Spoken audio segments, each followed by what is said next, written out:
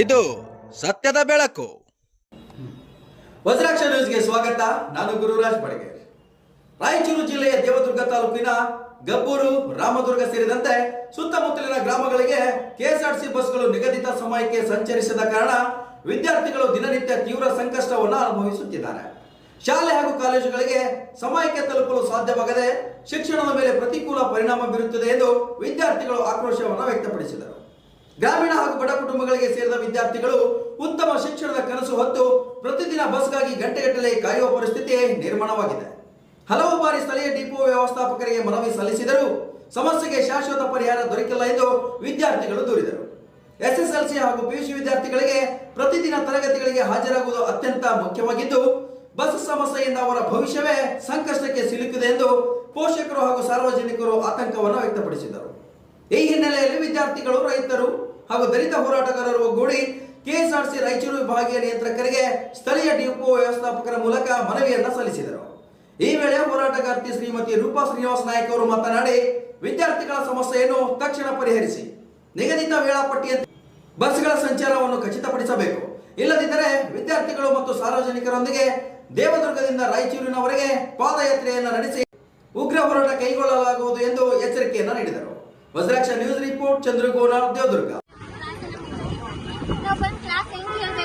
ಸಾಯಂಕಾಲ ಹೋಗ್ಬೇಕಂದ್ರೆ ಮಧ್ಯಾಹ್ನ 2 ಗಂಟೆಗೆ ಇರೋ ಬಸ್ 2:30, 3 ಗಂಟೆ ಆಗ್ತದೆ. ಒಂದೊಂದು ದಿನ ಬರುತ್ತೀರಿ, ಒಂದೊಂದು ದಿನ ಬರಲ್ಲ. 4 ಗಂಟೆಗೆ 5 ಗಂಟೆಗೆ ಮನೆಗೆ ಹೋಗ್ತೀವಿ.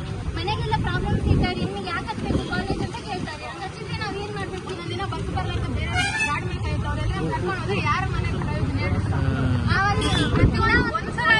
ಪ್ರತಿ ಸಲ ಹಿಂಗೆ ಆಗುತ್ತೆ. ಆ ಬಸ್ ನಂಬ್ಕೊಂಡು ನಮ್ಮ ಕ್ರಾಸ್ದಲ್ಲಿ ನಿಂತ್ಕೊಂಡು ಬರ್ತೀವಿ ಸರ್. ನಾವು ಕ್ರಾಸಿಂದ ಒಳಗೆ ಹೋಗ್ಬೇಕಾದ್ರೆ ದಿನ ಡ್ರಾಪ್ ಹೋಗ್ಬೇಕಂದ್ರೆ ಕಷ್ಟ ಆಗ್ತದ್ರಿ. ಹೆಣ್ಮಕ್ಳು ಇರ್ತೀವಿ ನಾವೆಲ್ಲ.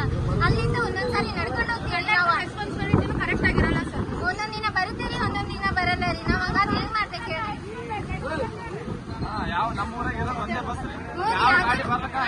5 ಕಿಲೋಮೀಟರ್ ನಡ್ಕೊಂಡು ಹೋಗ್ಬೇಕ್ರಿ. ನಾವು 5-6 ಸರಿ ನಡ್ಕೊಂಡು ಹೋಗಿವ್ರಿ. ನಾವ್ ಇಲ್ಲಿ 4 ಸರಿ ಆಯ್ತ್ರಿ ನಡ್ಕೊಂಡು ಹೋಗಕ್. ಮತ್ತೆ ಈಗ ನಮ್ ಕಡೆ ಒಳ್ಳೆಯವರ ಸರಿ ಕೈ ಎತ್ತ ತಕ್ಷಣ ನಿಂತು ಬರ್ತಾರ.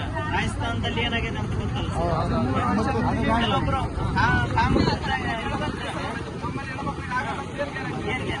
ಈಗ ನಮ್ಮವ್ರು ಒಳ್ಳೆಯವ್ರ ಇದ್ದಾರ, ಏನೋ ನಮ್ಮ ಮಕ್ಕಳಂತ ಕರ್ಕೊಂಡ್ ಬರ್ತಾರ. ನಾಳೆ ದಿನ ಬಸ್ ಬರ್ಲಾರ್ದ ನಮ್ಮ ಹುಡುಗಿಯರು ನಡ್ಕೊಂಡು ಹೋಗಲ್ಲ. ಆಯ್ತು ಇವರೇ ಹೊಣೆ. ಮ್ಯಾನೇಜರ್ ಈಗೇನಪ್ಪ ಅಂದ್ರೆ ಈಗ ಬಸ್ ಈಗ ಹುಡುಗರಿಗೆ ಏನು ಸಮಸ್ಯೆ ಅಂತ ಮೇಲೆ ಇದೆ. ನಾವು ಯಾಕೆ ಕೇಳ್ತೀವಿ ಅಂತಂದ್ರೆ, ಹುಡುಗರು ಈಗ ಪರಿಸ್ಥಿತಿ ವಾತಾವರಣ ಸರಿ ಇಲ್ಲ. ಏನ್ರಿ 5 ಕಿಲೋಮೀಟರ್ ನಡ್ಕೊಂತ ಹೋಗ್ತಾರ.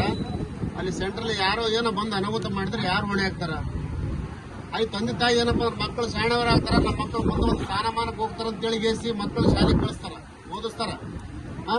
ಇಂಥ ಪರಿಸ್ಥಿತಿಯಲ್ಲಿ ನೀವು ಬಸ್ ಬಿಡೋದಲ್ಲ ಅಂತಂದ್ರೆ ಎಷ್ಟು ತೊಂದರೆ ಆಗ್ತದ ಓದೋ ಹುಡುಗರಿಗೆ. ಕಂಟಿನ್ಯೂ ಬರ್ಲಾರ ಸಲಹೆಲ್ಲ ಸಮಸ್ಯೆ ಬಂದಿದ್ದಲ್ಲ ಸರ್. ಕಂಟಿನ್ಯೂ ಬಿಡ್ಬೇಕು ಸರ್. ಸಾಯಂಕಾಲ ಮುಂಜಾನೆ ಸಾಯಂಕಾಲ ಕಂಪಲ್ಸರಿ ಬಿಡ್ಬೇಕು. ವಿಶೇಷವಾಗಿ ಇವರೆಲ್ಲ 10th ಮತ್ತು PUC ಮಕ್ಕಳಿದ್ದಾರೆ. This is very important and turning point ಅವ್ರ ಲೈಫ್ ಅಲ್ಲಿ. ಇವ್ರು ಪ್ರತಿನಿತ್ಯ ಒಂದಿನ ಕ್ಲಾಸ್ ಮಿಸ್ ಆದ್ರೂ ಮಕ್ಕಳ ಮೈಂಡ್ ಬಹಳ ಜಲ್ದಿ ಚೇಂಜ್ ಆಗ್ಬಿಡುತ್ತೆ ಸರ್. ನಮ್ಮ ಗ್ರಾಮೀಣ ಭಾಗದಾಗ ಚೆನ್ನಾಗಿ ಓದ್ಲಿ ಅನ್ನೋದು ಉದ್ದೇಶದಿಂದ ನಮ್ಮ ಸರ್ಕಾರ ಗ್ಯಾರಂಟಿಯನ್ನ ಕೊಟ್ಟಿದೆ. ಮೊನ್ನೆ ಹೊಸ CM ಅವರು ಬಂದು ಘೋಷಣೆಯನ್ನು ಮಾಡಿದ್ದಾರೆ. ಏನು ವಿದ್ಯಾರ್ಥಿಗಳಿಗೆಲ್ಲ ಫ್ರೀ ಅಂತ ಹೇಳ್ಬಿಟ್ಟಿದ್ದಾರೆ. ಹೌದಲ್ಲಪ್ಪ? ಫ್ರೀ ಮಾಡೋರಿಲ್ಲ. ಫ್ರೀ ಮಾಡಿ ಖರೆ ಆದ್ರೂ ಬಸ್ಸೇ ಇಲ್ಲಲ್ಲ. ಎದ್ರಾಗ ಹತ್ತೋಣ ನಾವು? ಈಗ ಬಸ್ಸೇ ಬರಲ್ಲ ಸರ್. ಅವನ್ ಟೈಮ್ ಬಸ್ಸೇ ಬರಲ್ಲ ಅಂದ್ಮೇಲೆ ನಾವು ಎದ್ರಾಗ ಹತ್ತೋಣ? ಹೆಂಗ್ ಓದೋಣ? ನಮ್ಮ ಹತ್ರ ದುಡ್ಡು ಕೊಟ್ಟು ಹೋಗಕ್ ನಮ್ಗೇನ್ ಶಕ್ತಿ ಆಯ್ತಾ? ಇಲ್ಲ. ಸೊ ಹಂಗಾಗಿ ಸರ್, ನಾವು ಬರೀ ಪ್ರತಿ ಸಲ ನಮ್ ವಿದ್ಯಾರ್ಥಿಗಳು ಹೇಳ್ತಾ ಇದ್ರೆ ಎಷ್ಟು ಬಾರಿ ನಾವು ಲೆಟರ್ ಕೊಡೋಣ, ಎಷ್ಟು ಬಾರಿ ಕರೆ ಮಾಡೋಣ, ಎಷ್ಟು ಬಾರಿ ನಿಮಗೆ ನಿಮ್ಮ ಡಿಪಾರ್ಟ್ಮೆಂಟ್ ಅಲಿತಾ ಇರೋಣ ನಾವು ಇದೇ ತರ. ಇವತ್ತು ಒಂದೇ ಪ್ರತಿಭಟನೆ ಅಲ್ಲ ಇದು. ಒಂದು ಗ್ರಾಮದ 5-6 ಗ್ರಾಮದ ಅಷ್ಟೇ ಅಲ್ಲ. ಇದು ಇಡೀ ತಾಲೂಕಿನಾದ್ಯಂತ ಇದೇ ತರ ಸಮಸ್ಯೆ ಇದೆ ಸರ್. ನಿಮ್ಮ ವ್ಯಾಪ್ತಿಗೆ ಎಷ್ಟು ಬರುತ್ತೆ ಅಷ್ಟು ಬಸ್ಗಳು